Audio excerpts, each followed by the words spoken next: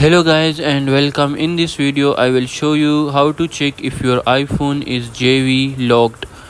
JV means a SIM locked. So without wasting any time, let's get started. The first thing we need to do is go to the settings app. Once you're in the settings, you need to scroll down and tap on the general section. Here you need to tap on this about. Here you need to scroll all the way down until you see career lock. Carrier lock. And the next thing you will see is SIM locked. If it is SIM locked, it means it is JV iPhone and you won't be able to use your SIM card. So that's how you can check if your iPhone is JV.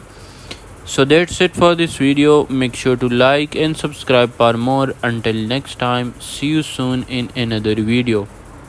Thanks for watching.